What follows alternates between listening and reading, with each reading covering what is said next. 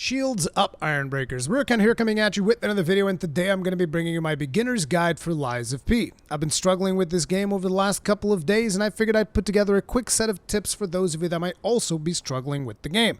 So when you get started, you're going to be greeted with this UI that we see right here, so let's get started by taking a look at that. On the top right-hand side, you're going to be seeing your health gauge represented in red, you're going to be seeing a stamina gauge represented in green, and you're going to be seeing those little blue pips. Now those blue pips are for your Fable arts. Now Fable arts is a type of special attack that you can do with your weapon or with your weapon's handle, but I'm going to be diving a little bit more in depth when it comes to the weapon handle thing a little bit further ahead in the video. For now, just know that those little blue pips are for your special attacks. Another thing that you'll notice on the bottom left hand side, we have our potions, which if we actually select them right there, you can see that we drink a potion. These potions do get refilled whenever you rest at this game's version of a bonfire, which is called a stargazer. So, you know, drink as many potions as you want. Just be aware that once you run out, you're going to be struggling a little bit. Now, there is a really cool mechanic that this game has, which is when you run out of potions, if you engage in combat with enemies, you'll notice that there is a little pink gauge that is filling up. So basically, even if you're completely out of potions, if you continue engaging in combat, eventually you're going to fill one more potion usage. Now this is only for one. By the way, potions in this game are called pulse cells, just in case you're looking at guides or anything like that. I just call them potions anyway. But once you run out of potions, it will only refill one potion. So once you use that, then you get to go ahead and attack enemies again, and you can recharge it again. Now this is actually something that I think is really cool, because it basically allows you to continue exploring even after you've ran completely out of potions. But naturally, you know, you're still going to have to be doing well in combat in order to be able to regain the potion charge to be able to use another potion. But you know, it is there, and it's a neat little feature, so I figured I'd talk about it. Now, the item situation here, there's actually two belts that you can have, which, as you can see, upper belt, lower belt, and you can put all kinds of consumable items in here and stuff. I'm not going to go too in-depth on consumables and the things that you can put on there. Just be aware that there's an upper belt and a lower belt, and you access them by pressing up on D-pad or lower on D-pad. And if you're using keyboard, you're going to have to look at the key bindings. My apologies. I'm going to be focusing on controller here. Now, the other item that I have selected is the grindstone. Now, the grindstone is particularly important because if you divert your attention to the bottom right-hand side, you'll notice that the more we attack, the more our durability starts going down. Now, different weapons will have different durabilities. In this case, I'm using this saber blade, and the saber blade's durability is actually not that great, so it keeps going down. Now, the way that you use items is very much like you would in most Souls games. You're going to press square. So basically you select whatever item you want to use by either pressing up on D-pad for the upper belt item or down on D-pad for the lower belt item, which, by the way, you can cycle through different items. So in the case of the lower belt, I also have this lantern thing. You can press square and it will either turn the lantern on or off. And if you select the grindstone, which is one of the most important things, you can press square and it will sharpen up your weapon and recover the durability.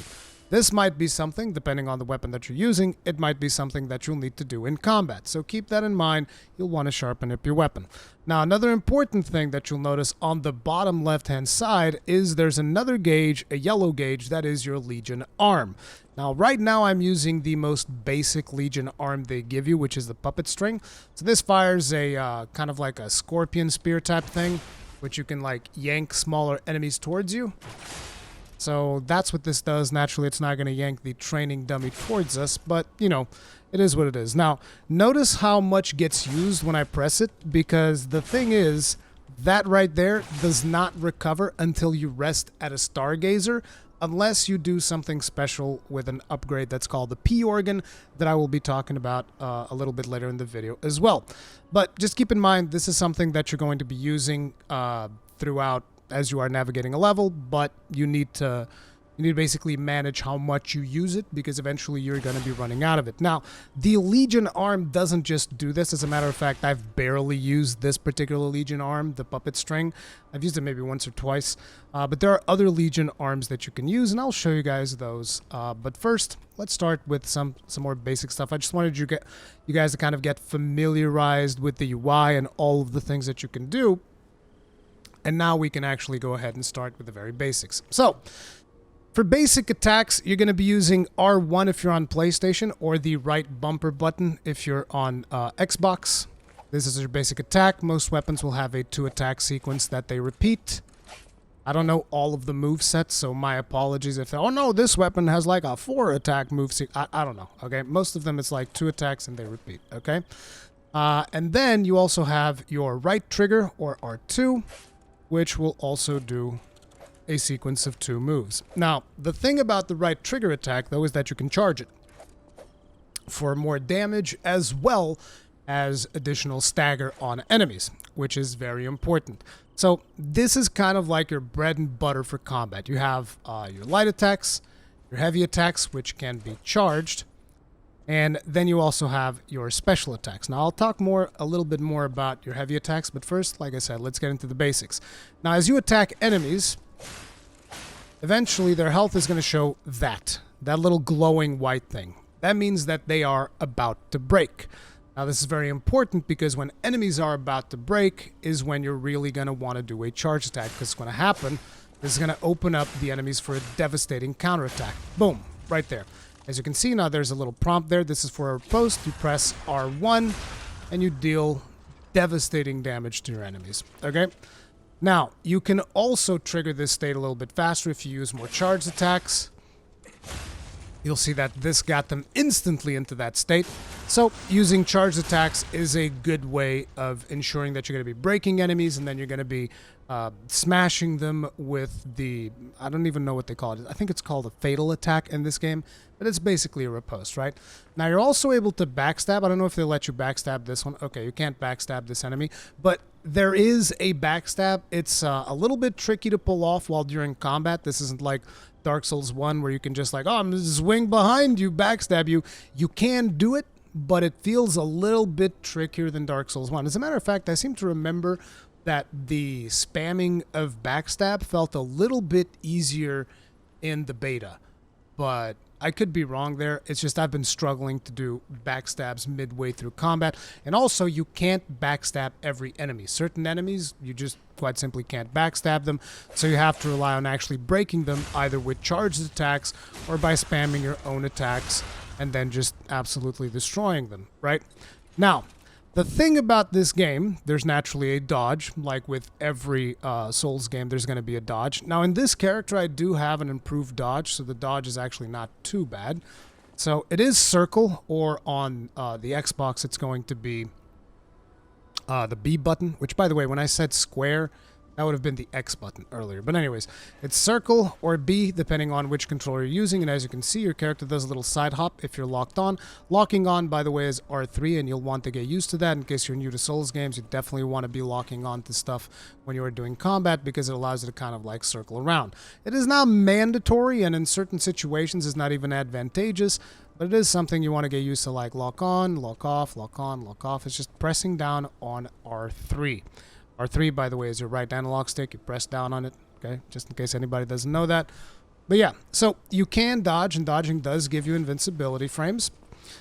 In my case, supposedly I have link dodge, which lets me dodge twice really fast. But ultimately, in my opinion, from my experience over the last couple of days, I think that dodging in this game is really bad. I struggle to dodge in boss fights because their whole thing is they want you to parry. Now, how do you parry? So the block button in this game is left bumper or L1. If you hold it, you're going to go into a block. Now, blocking, unfortunately, the target dummies here don't actually deal damage, but if they were to deal damage, when I'm blocking, you take chip damage. But it is recoverable chip damage. So if you block a hit, you're going to be able to attack the monsters and regain the health that they took away from that chip damage. However, if you get hit twice in a row, then that health is going to go away. It's kind of similar to the regain system in Bloodborne, but only if you're blocking. If you take damage normally, like so, you don't get to regain that one, at least not in the current version of the game. So they do have a regain system, but only if you block the enemy hits. So that's blocking. But ideally, what they want you to do is they want you to parry. So this is a block. But if you block at the exact last second, that's a parry. And you'll notice that the difference is in the sounds. Like, block, Now listen to bang, parry.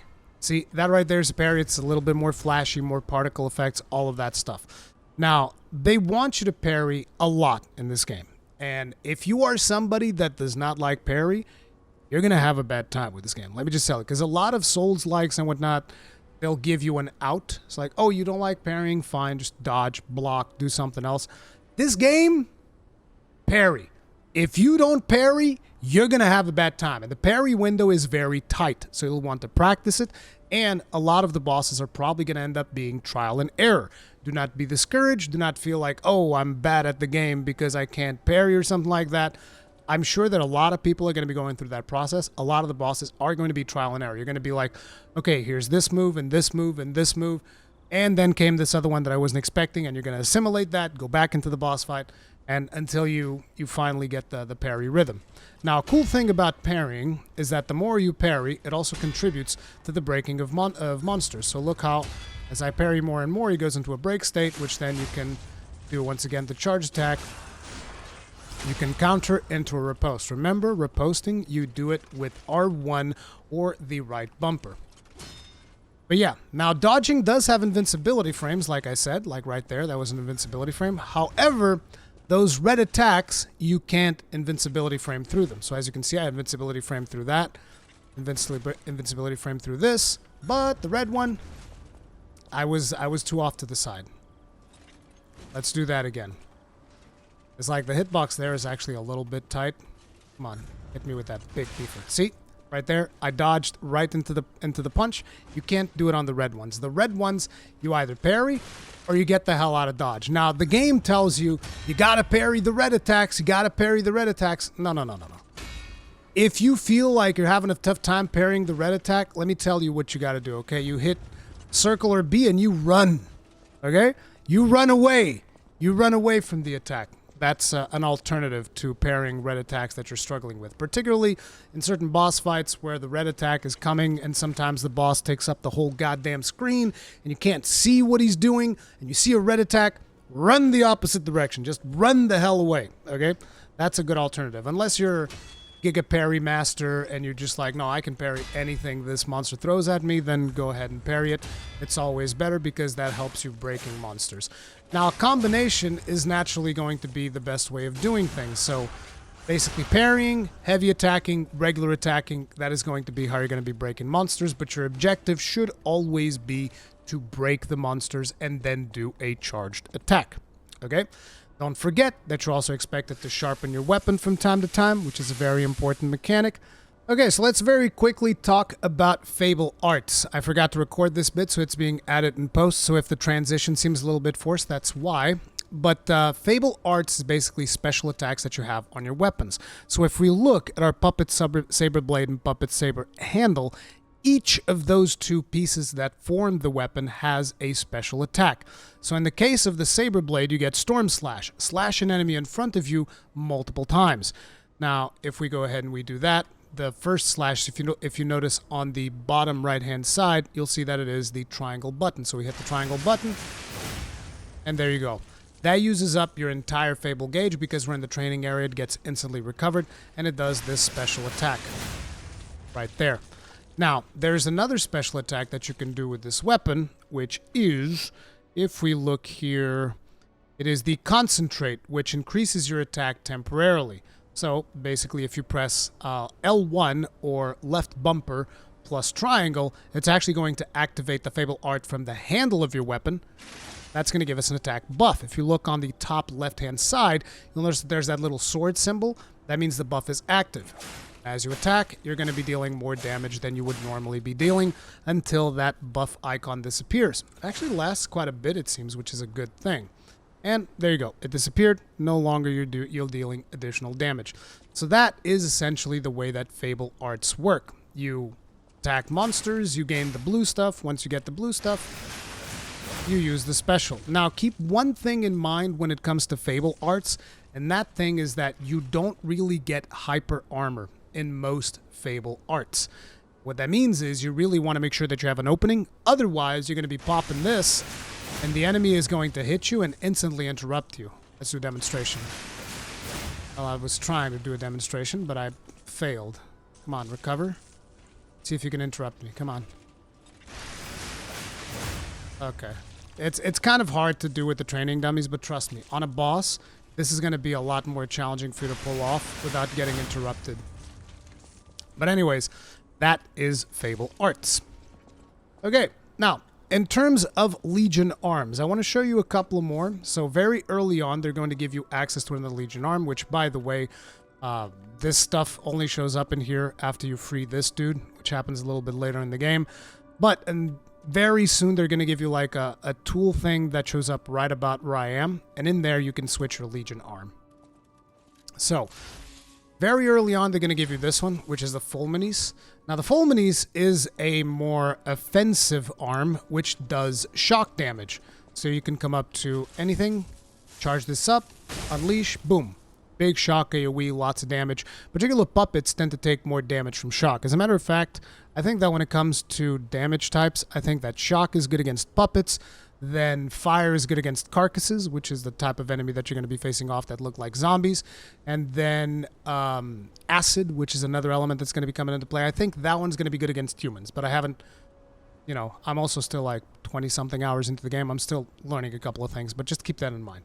But anyway, so yeah, that's how you use your Legion arm. You just hold down on L2 or left trigger, charges it up, lets it blast off, or you can hit it once and it does a quicker blast for less damage. There are other Legion arms that you can unlock. The one that I'm actually using on this particular build is a Shield Legion arm, which I forget what the name of it is. I think it's called Aegis. I'm actually using this one. You will unlock this one like, I don't know, maybe 8 hours in, give or take, depending on how good you are at playing the game. And this one basically works like a shield. You can actually block things, but naturally it consumes the Legion gauge, which you can see on the lower left-hand side. Now, the cool thing about this shield is that you can also... It does this explosion thing whenever you block a hit, which is nice. And there's upgrade levels to this Legion arm stuff. So eventually, as you progress through the game, you're going to be able to upgrade not just your weapons, but also your Legion arm. As you can see, I'll be able to upgrade into this guard attack if I want to with this Legion caliber thing. Eventually get a guard parry, counter charge, and you can do that for a bunch of different arms. I don't want to spoil you guys too much in terms of arms. In case you were using the shock one, you get movable charge, which lets you move while you're charging, leakage current, which means that you deal damage even while you're charging, and then overcharge, which increases the maximum charge level and makes it deal more damage. So this is something that you'll be able to upgrade as well as you collect materials. But that is your Legion arm, and you know, it's a multifaceted tool that will allow you to do a bunch of different stuff. You're going to be unlocking a bunch of different ones as you play through the game.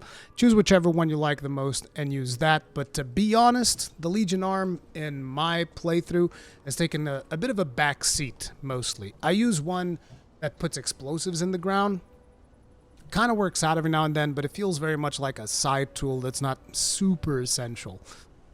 So that is your Legion arm. We've talked about dodging, parrying, the red attacks, all of that stuff. The next step is going to be to talk about stats. So this game's stats have weird names, and I want to make sure that I clarify that for everyone so that everybody understands. I'm going to basically translate what these stats do, and you guys will instantly be able to understand it. So let's go. Wait, this is not where you level up. You level up at the lady over here.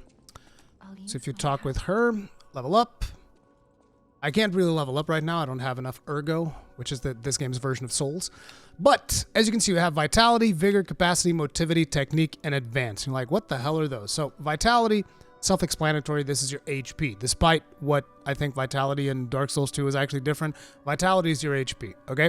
So this is how much health you have. That's it. It also influences your guard regain. So the more you have of this, the more you'll be able to recover. Whenever you block an attack instead of parrying it, you'll be able to recover more health, the more the vitality you have. Vigor controls how much stamina you have. As you can see, whenever you do attacks and stuff like that, your stamina gets consumed. So the more you have of this, the more you can do attacks, the more you can block, the more... Parrying, by the way, also consumes stamina in this game. So the more stamina you have, the more you can block, parry, dodge, attack, do everything, okay? That's what stamina is for. Capacity influences your carrying capacity. So there is an armor system in this game, even though it's not really visual, because the visual stuff is just cosmetic. So you can do costumes and stuff, and you can change the look of your character There's a bunch of different stuff that you unlock as you play through the game. But there's also equipment, and there's these defense parts. Now, the defense parts, they basically just have raw stats to them. So as you can see, I'm using the basic Union frame. It weighs this much and gives me it weighs 5.8, and it gives me a physical damage reduction rate of 7.36. If you go into the lightweight, it's more lightweight, as the name implies, but it also reduces the... Actually, no, in this case, it increases it. No, this one's heavier. Never mind. What? I'm confused. Yes, the Union lightweight frame is actually heavier for some strange reason. Okay. So the Union lightweight frame is a little bit heavier, but it also reduces more damage. And then the Lada is even heavier, reduces more damage. So that's the way that you go. This is basically like you go from super light armor to mega heavy armor. That's what this does. And then it's the same thing here. This is a little bit different because this influences like your elemental resistances and stuff like that. This is a different part. So it's something that you'll need to look. But basically, each of these parts is going to have a weight assigned to it. Your amulets also have a weight assigned to it. And that's the reason why you need capacity. The heavier the stuff that you are using, the more capacity you are going to need. Now, I am playing right now as slightly heavy. That means that I get a little bit of a penalty to stamina regeneration. If you go all the way to Giga Heavy, you're going to be fat rolling and the usual stuff that you've come to expect. Now, that is the capacity stat. Motivity is strength for all intents and purposes. That's what this is. The more motivity you put in, the more you're going to be playing like a big strength build. So two-handed weapons, stuff like that. Even though this game doesn't really have two-handed, everything's one-handed, but heavier, slower weapons to swing. But you can also customize things, which I'll show you about that. You can customize things in a way that you can have a strength build and still be somewhat fast. Technique is the opposite of strength. It's dexterity. So, you know, faster, pokey weapons, that type of stuff. And then advance is kind of like magic. Now, my first build, which is this one, included advance, and I really struggled. Interestingly enough, Cowboy said that he was doing advance, and he just, like, rocked the whole game. So maybe I'm not very good at doing advance. I don't know what the deal is, but basically there are weapons that will specifically scale with advance, and usually these are weapons that will inflict things like shock damage, fire damage, elemental types of damage. That is what you'll be doing with advance. So that's what this stat is all about. Now that you understand the stats, you can also see that you have scaling on your weapons and stuff, right? This is very much familiar to those of you who've been through a Souls game. You'll know exactly how this works. So if you look at the Puppet Saber, which is the weapon that we're using, you can see that it is scaling C on motivity, C on technique. So this is what we would refer to as a quality weapon. In this game, they call it a balanced weapon. So it is a weapon that scales both off of motivity as well as technique. So it's a strength dexterity weapon. So they'll expect you to level up both of those stats in order to make this weapon work properly. Now, there's some upgrades and stuff that you can do that will also change this around. But for now, just be aware, this is a balanced weapon with the stats that you get. Now, the really cool thing is, say, for instance, you have this blade, right? You have this blade and you're like, I really like the blade, but I'm not a big fan of the moveset. I don't like the moveset of this weapon. It annoys me for whatever reason, right? Let's go ahead and swap to a different weapon. So this is like a club that I took away from one of the puppets. And it has a different moveset, as you can see. And you're like, oh man, I like the moveset on that club. That is nice. That is a much more straightforward moveset. Has a cooler charge attack. I dig that. But I don't like the club on the tip of it. I want that thing to deal slashing damage. Very well. You can go up to this lady here, and eventually the functionality gets unlocked to where you can do it over on the Stargazers. Like if you go to this Stargazer, you can see that I also have the functionality here, which says Assemble Weapons. But at the beginning, this lady over here is going to be the one who teaches you this. So you go to her, and she's like, okay, Assemble Weapons.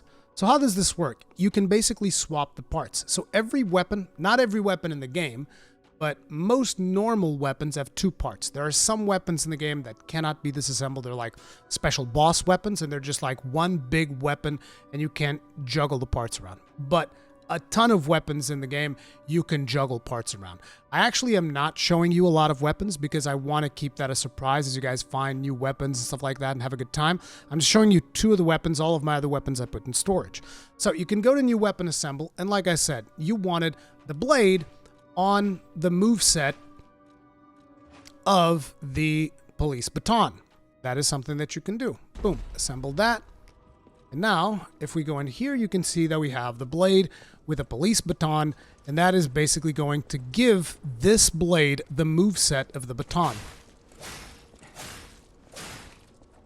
And this is one of the cooler systems that this game has, in my opinion. I love that. I love swapping weapons around, trying to figure out what's going on. But another very interesting thing that takes place is not only the blade assumes the moveset of the handle, it also assumes the scaling. Now, if you guys remember, I told you that this blade was a quality type blade or a balance type blade that scaled off of both motivity and technique. But right now, because I applied it to the bottom portion of what was a strength weapon, this weapon now scales off of strength. As you can see right there, motivity B, technique D. So this now scales off of strength. And on top of it, you can further customize it by going over to the lady, and she can alter the handle to push you in a general direction. So you can go alter handle. These are materials that you'll be able to get, and you could potentially get like a motivity crank. Right now I don't have enough ergo to do the upgrade, but the motivity crank would increase the motivity scaling of the weapon, essentially causing it to deal even more damage the more motivity stat you have. So you can change the scaling on the weapons. So you can also change it to a different scaling. So for instance, by default, this handle, the Crot Police Baton handle, is a strength weapon. But maybe let's say, but I want it to be a technique weapon. You can do that. You can push it towards that tendency. First, it's going to go to CC because, you know, it is very much a thing that is aligned for motivity. And you can take it one step further at least, and then it's probably going to be like BD or something like that in favor of technique. But, you know, you can kind of like lean things towards a certain direction that you want to really customize the weapon in a way that suits you. Now, it is important to also mention that naturally a handle that is already favoring motivity, there's always going to be advantage to further favoring motivity. But, you know, it is an option to do that if that is something that you want to do, if that makes sense. Now, when you upgrade a weapon, that's another very important thing. You're not actually upgrading the weapon itself. You're just upgrading the blade. So in this case, I'm only upgrading the top portion of the weapon. This makes things a little bit more flexible. So let's say I've been upgrading the crap out of the Puppet Saber blade, but then I found a handle that I really like, but the blade that's on that handle is not upgraded. You can swap this around to the other one and it retains your upgrades. I actually wish that they'd done things a little bit different to where it wasn't as set in stone the same way that Dark Souls is, where it's like, no, you put the materials in there and that means you're investing into this weapon forever. I wish we could get the materials back somehow, like even spend some ergo, which is this game's version of Soul, to get the stuff back, but you can't. According to what Cowboy said, I believe that you can, throughout one playthrough, you can upgrade like 5 or 6 normal weapons and another like 5 boss weapons, give or take. So there is a little bit of leeway for you to experiment with different weapons, stuff like that, but keep that in mind. Eventually, you're going to have to go ahead and commit. But these are the basics of stats, upgrading your weapons, and customizing them in very interesting ways. Because to give you an idea, I'm actually still using this Crot Police Baton in my main character. I found like this really beefy blade that's really big, so it gives me a ton of reach, and I use this baton with it, and I'm just like, chop, chop, chop, and it does a ton of damage with a ton of reach. It is good times. Another interesting thing of when you swap the blade and the handle of a weapon and you make your own custom weapon is that the Fable arts also get passed on. So what that means is you're going to have the Fable art that I showed you earlier of the blade. So if I press triangle, that remains the same. However, when it comes to the handle one, you're actually going to have a different one, which in this case, it is Strike Chance, which temporarily increases your attack for the next hit. So instead of the previous buff that you had with the other handle, which had just increased your attack for a little bit, it's going to do it only for one hit. So usually you'd want to make sure that you charge it up or something to really get a massive hit in. So there you go. That also applies to when you swap handles and blades. Now, another thing that I also want to show you guys is something that is called the P organ. So we've talked about stats. Those are pretty much something that you've come to expect, but there's also somewhat of a skill tree in this game. It requires a material that you will unlock as you play through the game. It is called quartz. The more quartz you unlock, the more you will be able to use this thing here, which is your character's P organ. I don't know what this change shape thing is. I still haven't gotten to that point in the game, I guess. But your P organ is basically a skill tree that you get to put points into.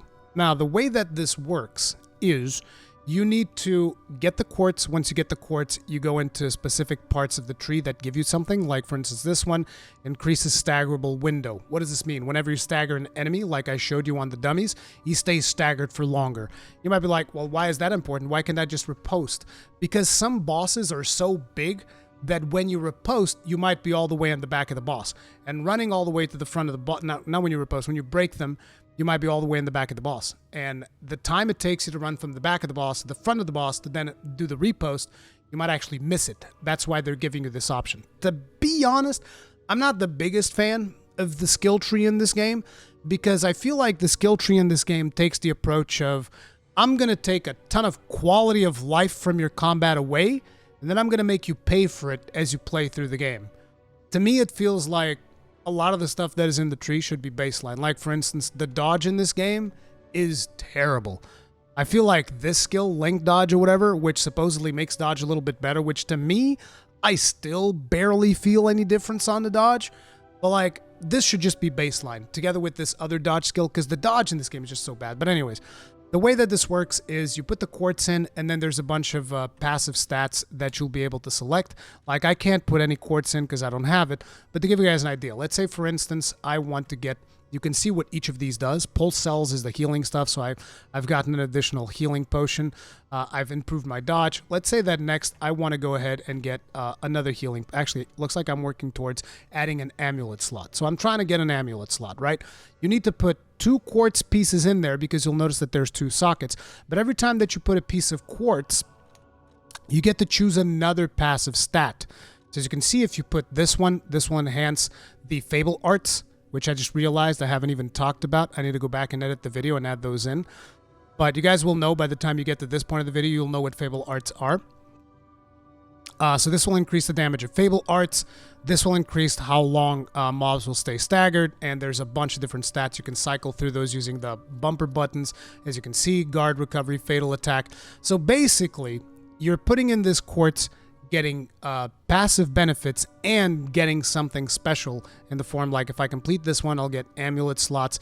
And also, if you complete, supposedly, because I haven't done this yet, but if you complete all 4 things in a node, they're going to give you like an additional bonus around all those 4 things. But that is the P organ. So every time that you get a piece of quartz, make sure to come sit on the chair and upgrade your stuff. And for my final tip, I want to talk to you guys about Spectres. Now, I'm not really going to show you this particular boss fight because I don't want to spoil the experience for you. I want you to experience each boss fight for yourself. But basically, ahead of each boss fight, there's always this thing, which I don't even know what the name of it is, what the name of this is, but basically this is a little pool that you can drop a star fragment on. Now, a star fragment is basically something that you can get by just killing monsters or picking it up off of the ground. Lots of monsters drop star fragments, so you're going to be getting quite a few of them on your playthrough. And what these do is they'll actually summon a Spectre to help you in a boss fight. My recommendation is, I mean, you know, if you're the type of person that's like, no, I don't want to use summons, I don't want to use none of that, go right ahead, go against the boss, do whatever you want. But from my experience with this game, it feels like the bosses are balanced as if you bring a Spectre with you. Could just be that I'm not very good at playing Lies of P. Feel free to tell me get good scrub and all that stuff in the comment section down below. But if you find yourself hard-pressed, my recommendation is try it out. Use a Spectre. It's a good distraction. You can wail on the boss sometimes with complete impunity. I've been using them throughout my playthrough. The first 2 big bosses, I didn't use them. And since then, I've been using it particularly because this boss that is inside this room is so friggin' nasty. It's one of the hardest bosses this game has, I swear to God. But yeah, those are all of my tips. I would recommend if you are struggling with bosses, use the Spectres for help. But that is going to be it. Is there anything that I've missed? If you're playing Lies of P, feel free to leave your own tips and tricks for everybody in the comment section down below. Thank you all very much for watching this video. If it helped you out in any way, I'd really appreciate it if you hit the like button and subscribe to my channel for more content like this. I'll see you guys in the next one. Stay strong, stay safe, peace out.